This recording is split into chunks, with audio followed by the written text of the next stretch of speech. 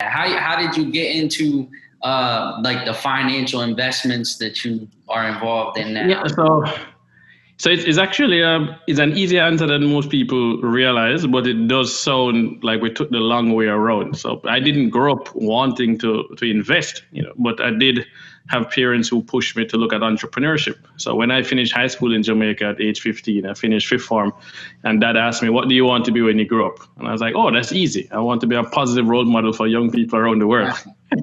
And he's like, "Oh man, that's not what we were expecting, but we know you, so you probably have a plan. What's the plan?" Right. And I said, "Well, it came down to two final options out of four, and the last two were become a star soccer player, football player, and use that for good, or become a business owner, an entrepreneur that would own my own film and music companies. That way I could influence the way young people thought and the things I did." And so at that point, that's when dad said, "All right, every summer and every Christmas, you and your brother need to present a business plan to us where we can invest 10,000 US dollars, and you have to do 5-year projections." And so we started studying, reading books. Mom had given us books in the past, so whether it's Think and Grow Rich or Gifted Hands. So that helped.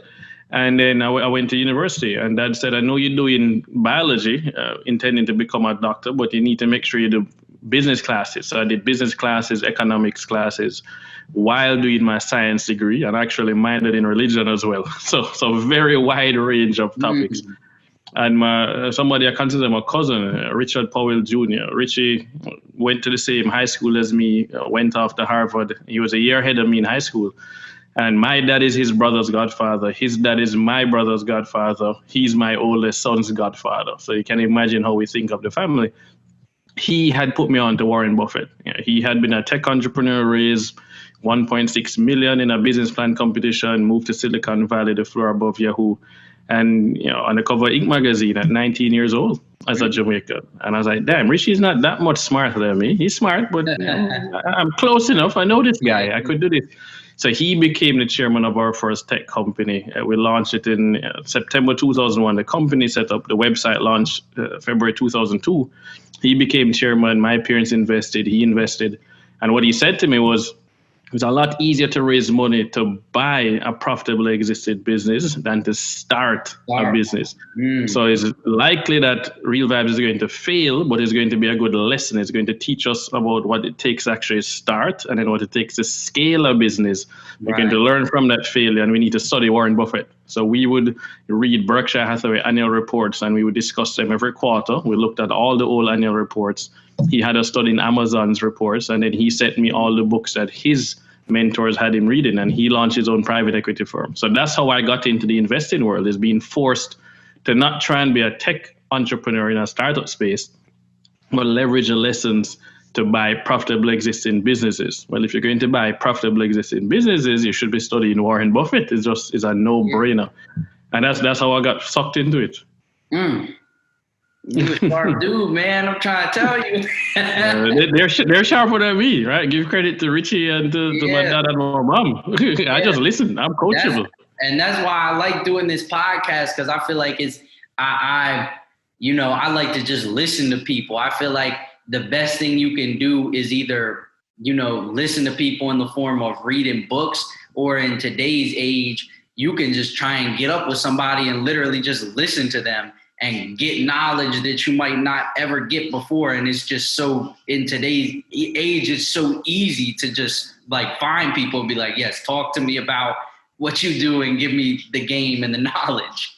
Exactly. And that's why a podcast like yours is so important as well, right? You have listeners who wouldn't normally be exposed to some of the stuff that I'm going to talk about or I'm talking about here. And they get this knowledge at no cost. They just subscribe to your podcast. And so we need more people like you who are bringing this kind of information in a fun way, right? Your listeners can relate to you. So that's good, right? If Warren Buffett did a podcast, most of us not going to listen. We can't relate to Buffett, and he can't relate to our generation. Right. We can relate to you, though. So thank you for what you are doing. Oh, I appreciate that, man. I appreciate that. So do you want to just tell us a little bit about your company? What's the benefits of investing in Jamaica right now? Yeah, so Blue Mahoe Capital Partners was created as a private investment company. We eventually do want to go public. But the idea was that, 6.5 years ago, I spoke at the Jamaica Stock Exchange annual conference. And I used to sit on the Jamaica Diaspora Advisory Board. So this is an overseas board of Jamaicans advising the Prime Minister through the Ministry of Foreign Affairs and Foreign Trade. And I represented Jamaicans on the age of 35. And the stock exchange asked me, David, can you explain how to get the diaspora, Jamaicans overseas, to invest back in Jamaica? Not just sending money back, but actually invest. And I said, well, there's just 5 simple rules. It's easy. Number one, we don't trust the government. So it has to be a private sector-led initiative, right? That's like any emerging market. And number 2, it had to be led by someone in the diaspora who went back to Jamaica more often than most of the people who left, right? We need to know who to do business with, who not to do business with, and had worked in finance, so they understand the finance space.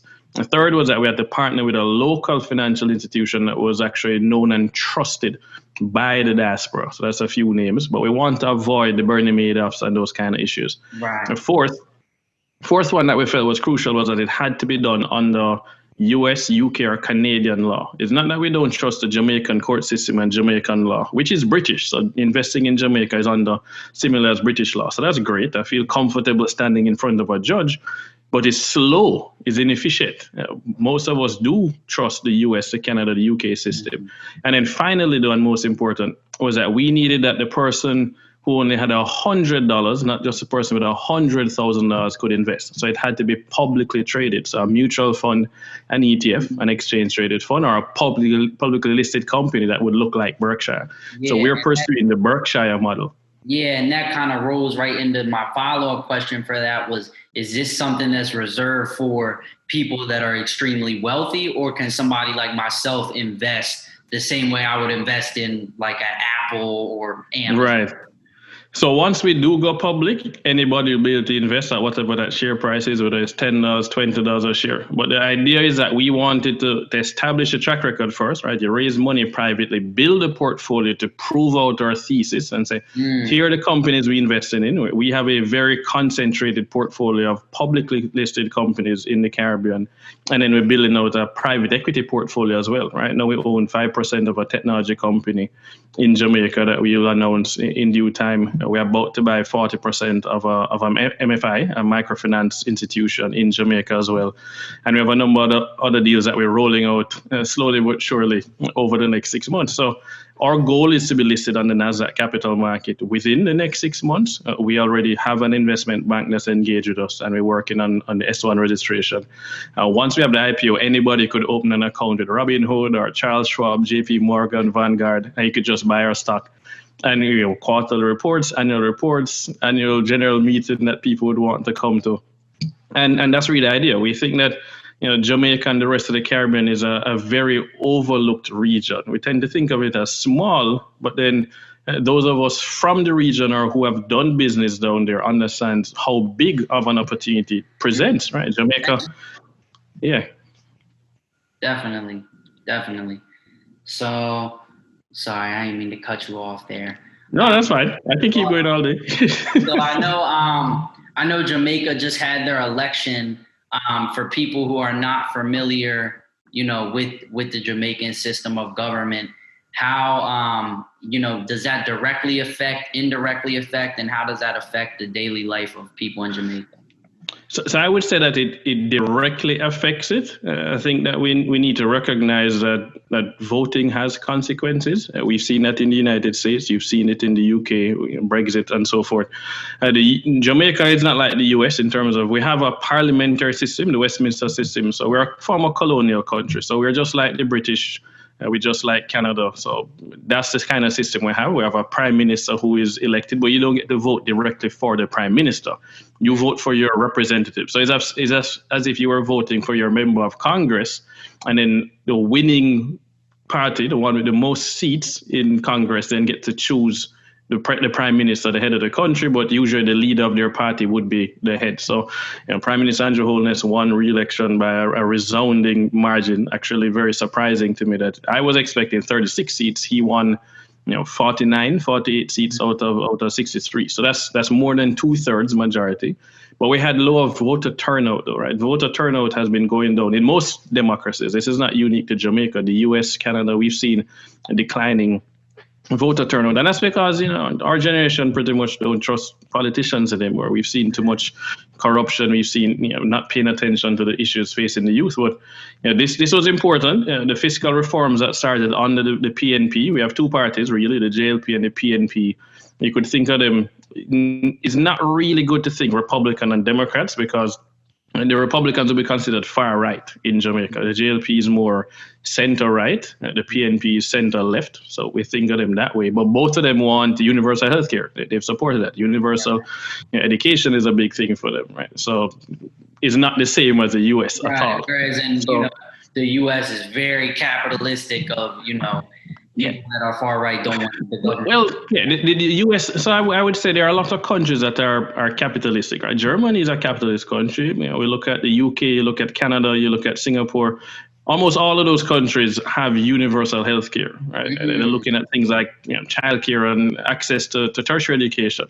So Europe is capitalist. We have to just start with that one. So the US is simply an ultra-capitalist country, which is this whole pull yourself up by the bootstraps kind of approach, which we need social safety nets, though. Yeah, that's not.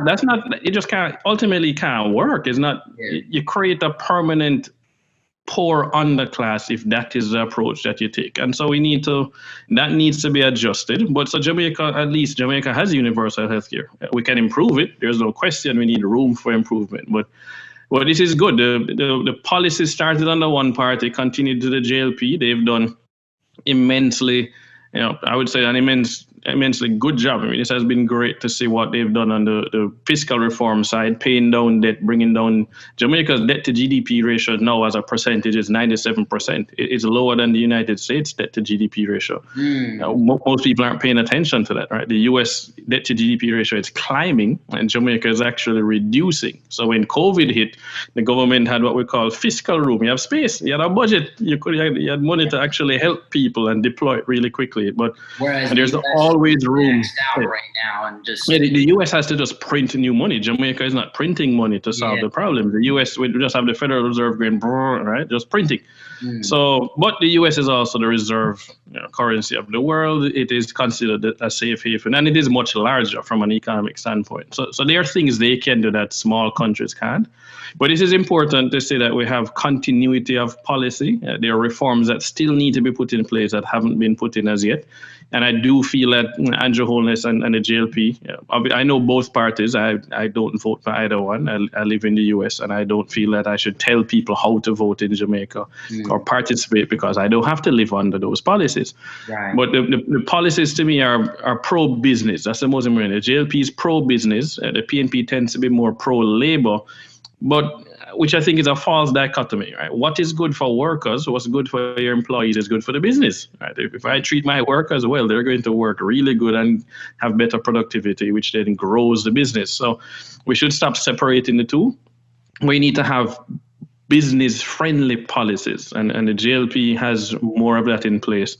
And also, there is an age difference, and it's essentially a generational difference. Right? I'm not ageist. I know some really smart people who are 70 and 80 years old, and that's great. The problem is when you are older and continue to be a dinosaur from a knowledge standpoint. So you're not paying attention enough to digital transformation, the fourth industrial revolution, right, where things are going. Versus Andrew is only 10 years older than me. Right? He's 48 years old.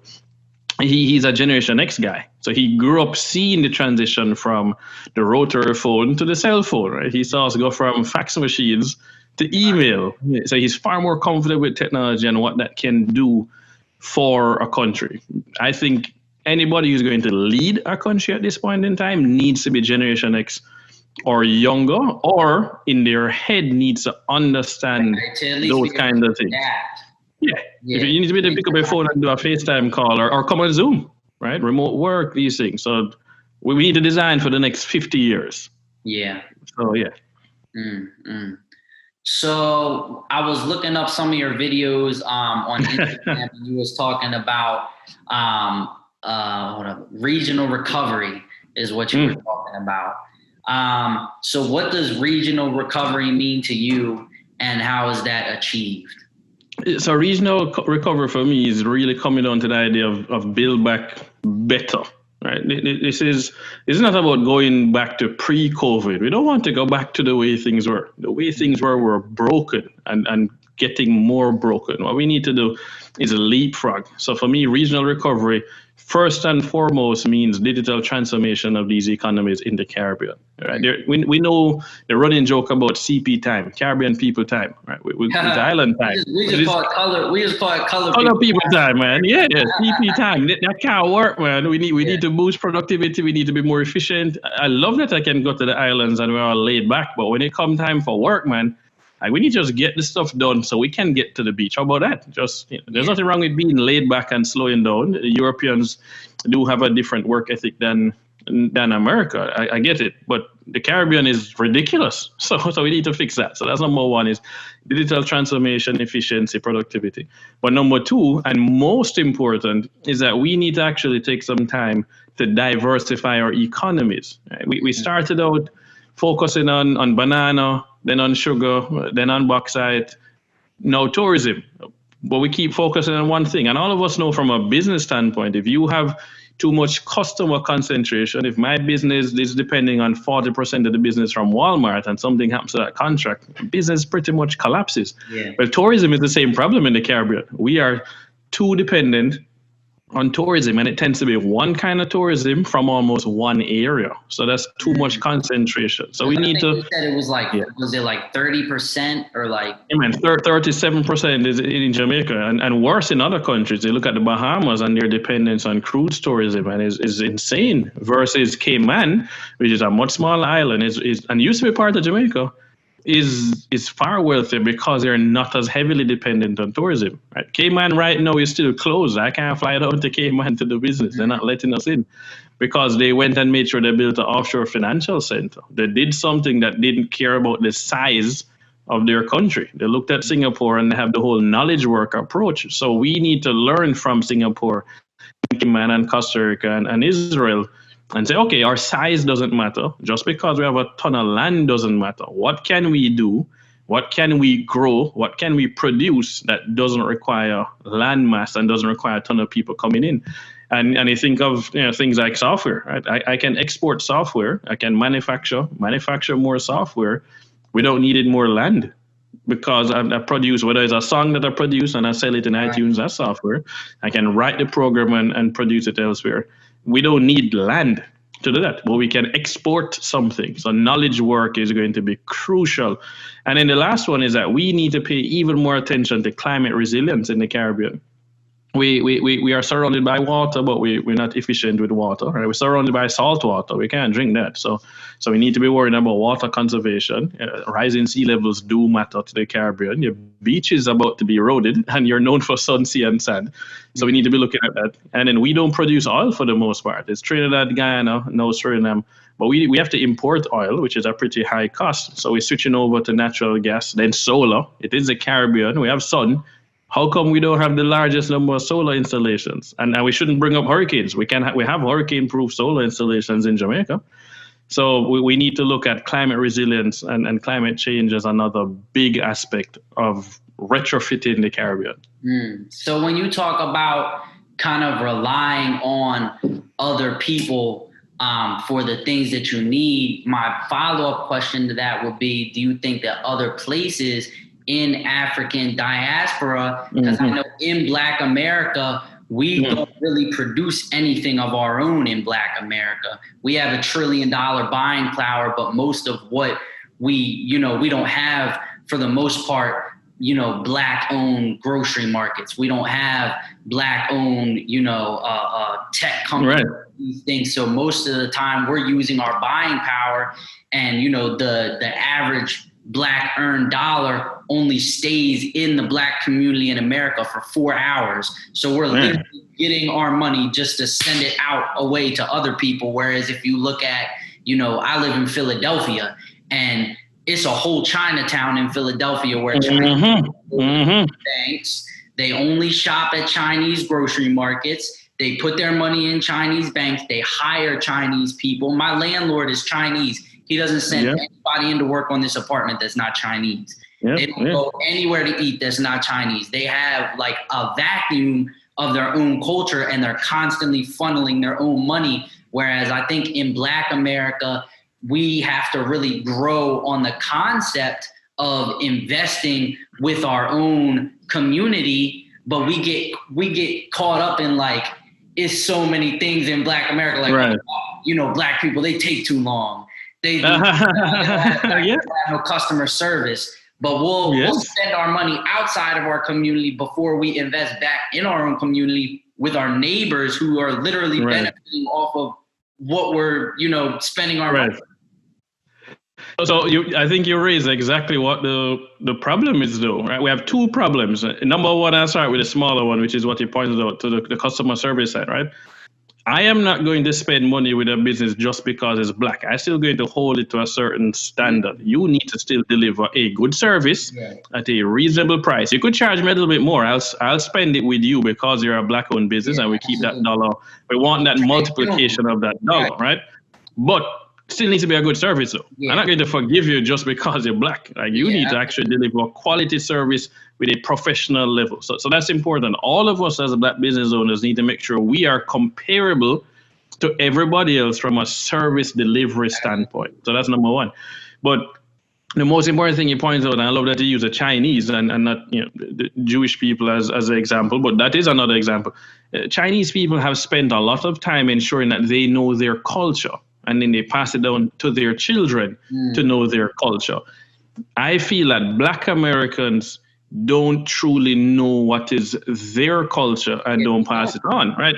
As a Jamaican, I'm here in the US. I'm a Jamaican American. I was born and raised in Jamaica and then moved to Miami when I was really young. But I know I'm Jamaican and I'm passing on to my children what Jamaican culture is, the music, the food, the way we talk.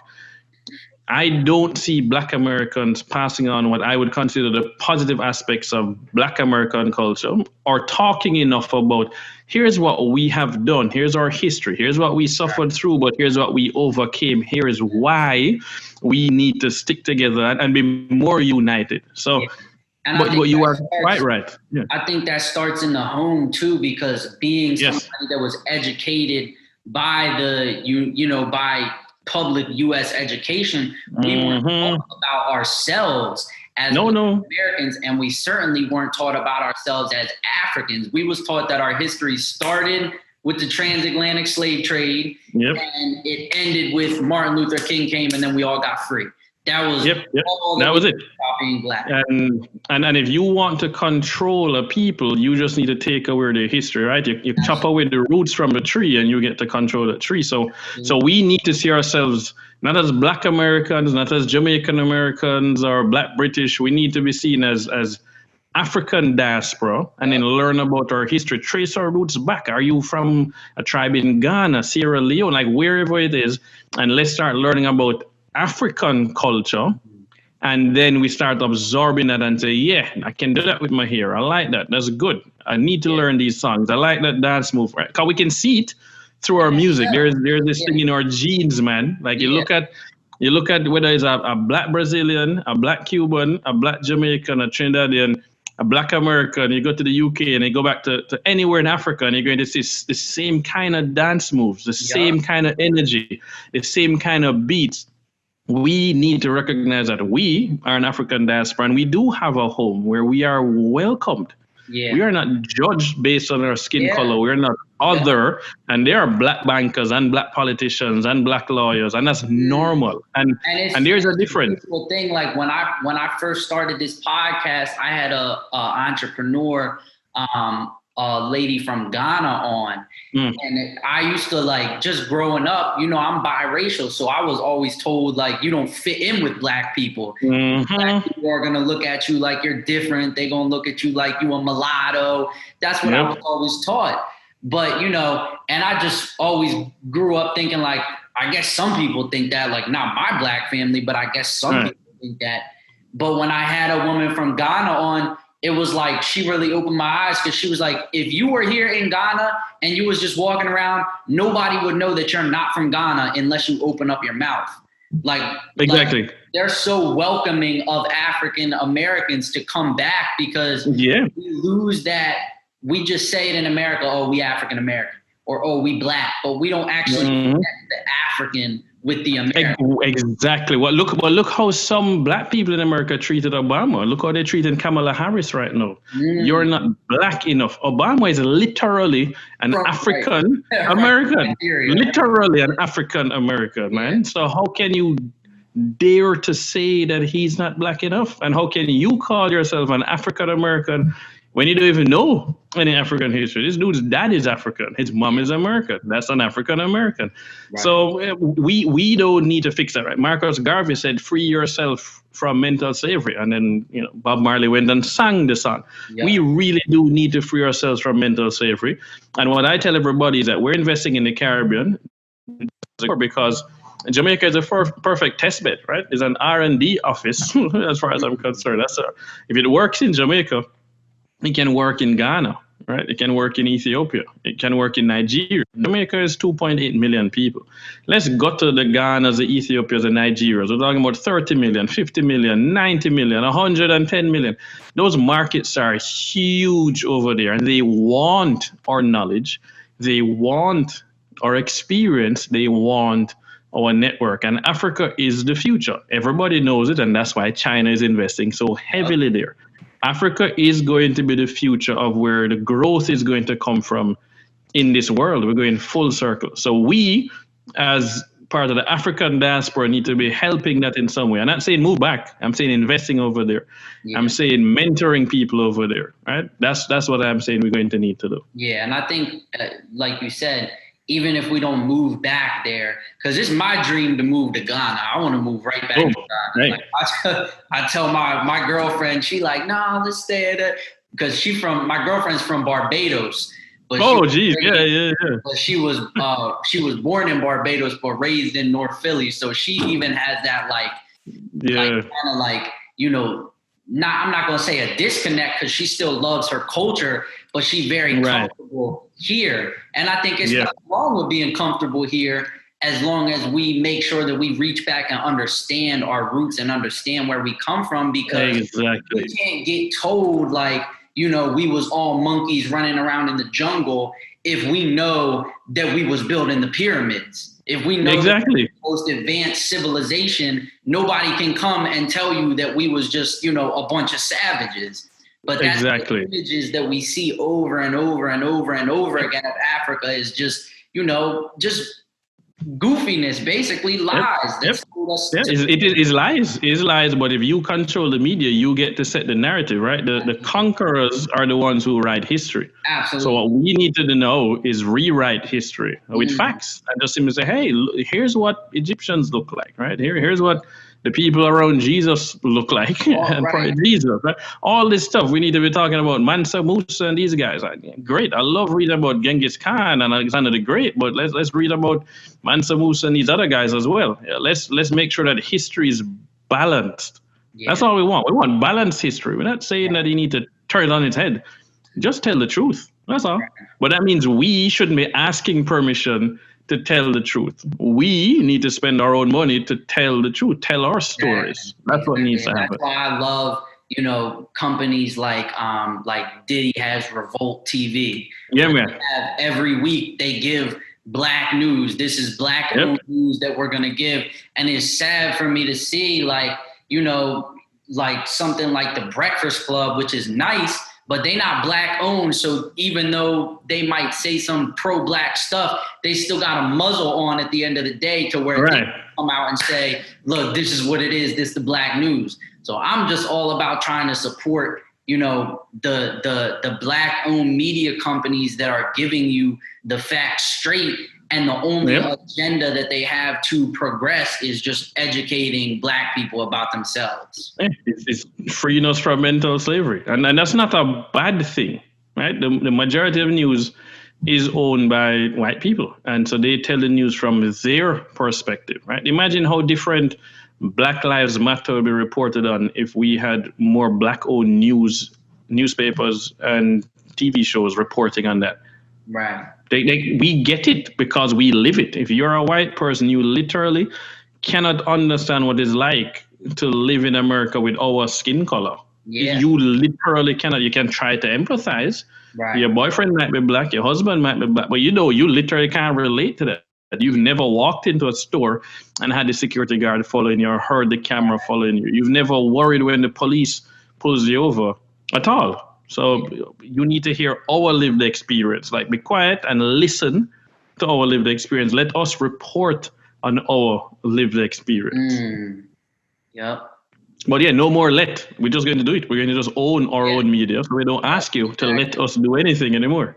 And just that's do it. one thing that I always try and stir people on in my generation. Like, we have so much buying power and we don't even think about it. Like, we will go spend on a designer bag quickly. Like, here, take we build brands. We build brands. Let's start with, and you have to give credit to hip hop culture, which is truly Black American. Obviously, Jamaicans were involved in those things. Whether it's, we're talking about DJ Kool Herc, Biggie, Heavy D, Pepper from Salt and Pepper. Those are all Jamaicans, right? Yeah. So we played our part, but hip hop culture built Timberland into a $1 billion brand. The shoes, Timberland. That's us. I mean, there's so many brands I never knew about until I heard it in a hip hop song, whether it's Louis Vuitton or Gucci. We're talking about drinks. I'm like, Cavassier, what's that?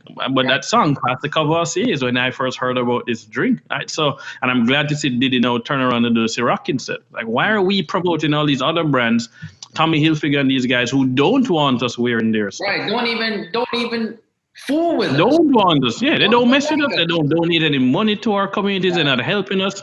Guess what? We don't need to support you. Our dollar can go somewhere else, which is why I used to love buying Sean John. I want to see more Black brands. I see Rihanna is partnering with LVMH, and that's great. She's been doing her stuff with Puma. Puma been supporting Jamaica like crazy. So it's interesting to see the brands that do support us, right? You look at Nike and Jordan. Yeah. But we can do more. Definitely. We can do more. Yeah, absolutely. And we can, I always say, just the people locally, like, even if it was just a neighborhood, let's say somebody sell platters, there's so many people in Philadelphia that sell platters. I know there's people everywhere that sell platters, but in the area of South Philly, I know 5-10 people that sell platters. How about instead of going to, get a pizza or going to McDonald's, we all just go buy a platter from them one day. Their business is going to grow to the point where they might need some help. Now they're going to hire a staff. Hire somebody, hire somebody out of the community. Yep, that's exactly how we have to be thinking. Like, every dollar within my community gets multiplied within my community. Mm-hmm. That's how we have to be thinking, because it empowers the community even more. Spend that money, have it go around 5 times, not once, right? Yep. Just do that. So I love that, but that's where it comes in, having access to information, right? A list of Black-owned businesses. I should be able to just go on a website, put in my zip code, find all the Black-owned businesses within a 30-mile radius. And then, boom, I can now say, all right, well, instead of going to this stationery place, I go into this person. I need gift wrapping paper. I need to buy that platter. Yeah. You know what is the simplest one? I need to buy a mask to cover my mouth and my nose now in the pandemic. Let me find that Black business that's doing masks, and I'm going to buy masks from that person. That's the easiest one all of us could do right now. Yep. Easy. Yep, and really take that ownership and really change, not just our lives, but the lives of, our children that come after us. Generational wealth. Structure in place to actually replicate that, 1,000 times over. So. Nope, that's exactly what it is.